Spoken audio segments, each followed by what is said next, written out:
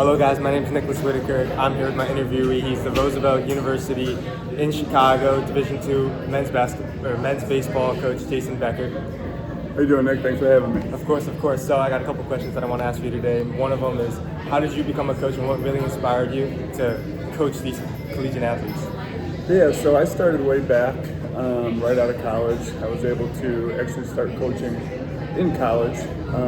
Once I got a teaching job, I was able to start my career in basketball, at the JV level in baseball, become an assistant varsity coach, then become kind of transferred over back to basketball to be a head coach, and then an opportunity opened up at Robert Morris where I was involved in being the assistant coach, and then I was hired as the head coach.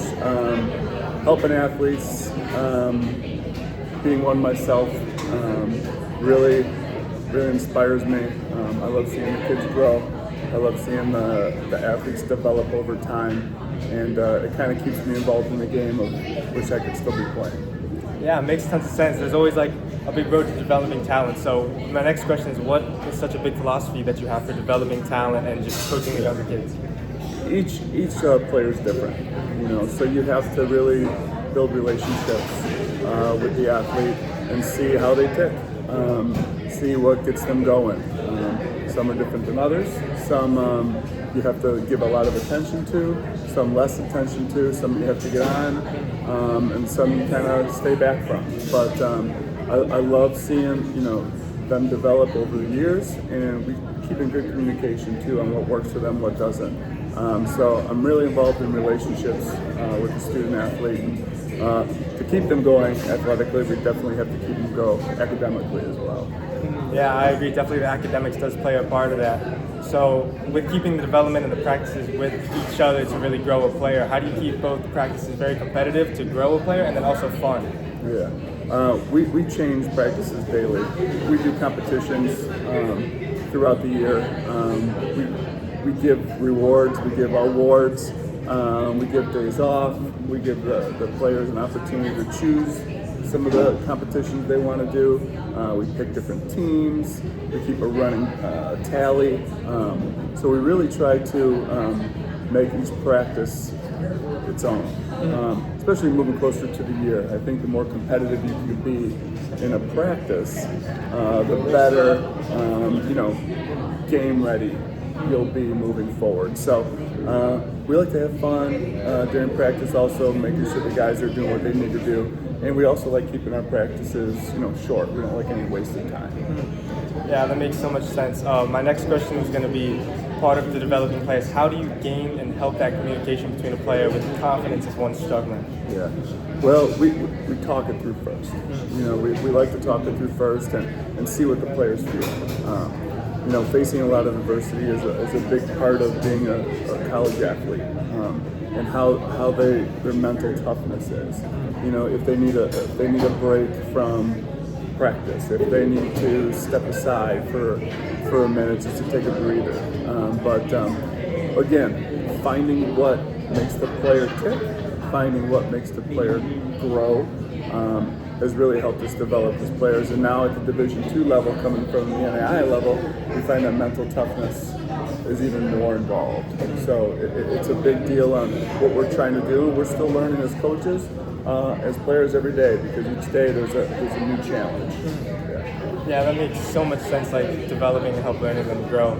How important is academically for a student as well as like on the field, and then also, that's the question. Yeah. So academics come first. We prioritize that. Academics first, family second, and then the opportunity to play baseball is third. And the baseball part is a want to, a get to, not a have to. Academics, this last year we had a 3.14 GPA. We do carry 50 guys on the team, so I think that's pretty good on how we set the standard as far as classroom comes first. Listen, all these kids are coming to college to play sport, paying all this money to go to college and take classes. We don't want them to waste that money and fail out of school. So we make sure we prioritize academics first. If we hold study hall sessions, depending on GPA, depending on transfers, depending on incoming freshmen. And then we do random study halls, whether it's on the road or evenings in the morning sometimes, just to give the kids an opportunity to have that time allotted for study. Yeah, that makes so much sense. And I heard with the 50 guys on your team, that's a lot of numbers. That's 50 guys is a lot of guys. Yeah. So my next question is how do you maintain that leadership as head coach? And then how do you pick out those leaders in that 50 to portray to the group? Yeah. Leadership is kind of gained through how the players act. I've picked captains before, but I've also let the players kind of, lead by example. And then I'll start pulling guys aside. For example, we just got back from Florida, and we had leaders that took care of different things on the road trip. We were gone for 8 days. Having big trust in those, very grateful for the type of players we have. But also when we recruit leadership qualities, whether they're a freshman or whether they're growing into a senior or transfer. We feel that that's a big aspect of playing sports. Myself, I allocate a lot of different responsibilities, and I think that gains leadership from the coaching staff, trust from the coaching staff, and I think trust is a big factor when you're playing athletic sports, because you can't do it all by yourself. So. Yeah, that does make a lot of sense with leadership. You got to pick those guys that already have those traits. Yeah. And with those 50 guys, how does the NIL with the name, image, likeness brand affect your school? And then also, how do you guys keep, because more seniors are continuing to transfer, more students are continuing to just take the paycheck. Yeah. So is that a big flaw, would you say, in the college system, or would you say developing those guys, freshmen to seniors, is just an ongoing struggle? Yeah, the times have changed. I mean, I've been coaching now for over 20 years, and the times have changed for sure. With the way you're being paid now in college, you really have to find the right type of student athlete to play at the Division II level, the NAIA level, the Division III level, and build that team aspect. Understanding that being a part of this group is more important than that paycheck. I know that sometimes schools at our level do give out that NIL money and promise that NIL money, and sometimes they never get it. And sometimes it doesn't build that team aspect. We're all individual. They all become individualized and not playing for each other. So I feel that's a separation. You hear now even some players sitting out multiple games because they don't want to get hurt, because they want to earn their money, they want to play in the NBA, they want to play in the MLB. But college sports is all about that growing experience, learning to work together as a group. So when you get into the real world, your job experience becomes easier. So there are opportunities for NIL at our school. We have some different websites that guys go on and they could shoot their brand out there and make some money off some of their product. But overall, we really try to preach, hey, this is a growing experience, this is a team atmosphere, and we want to win together, we want to lose together, and not worry about the money until, hey, we're ready to go later in life. Yeah, that makes a lot of sense with the NIL and how your school views it compared to other schools.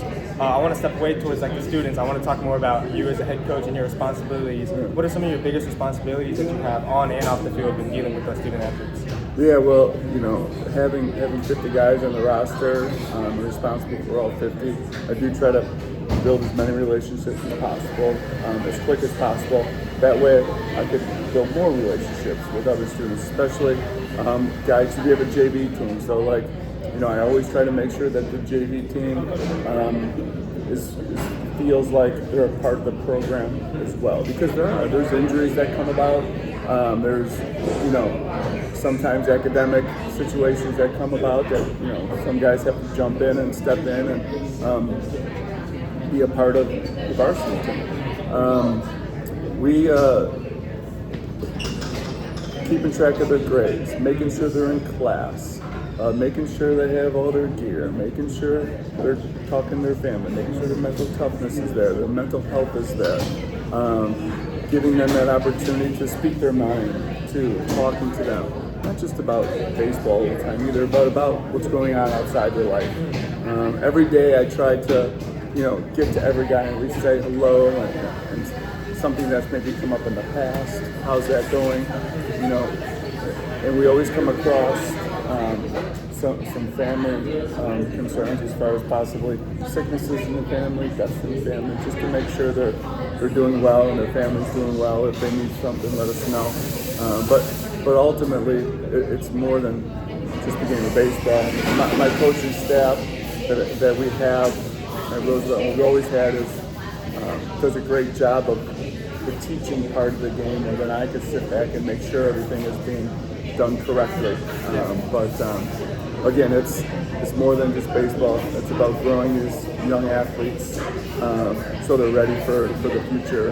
It's fun to see them. A lot of them actually we see now live in the city, started their careers, come say hello, come out to games still. Oh, that's nice. And there've actually we've had guys from Hawaii, we've had guys from Puerto Rico, Alaska. So we've had guys from all over the country, and then we've had guys stay in the city to start their career. So it's fun to see.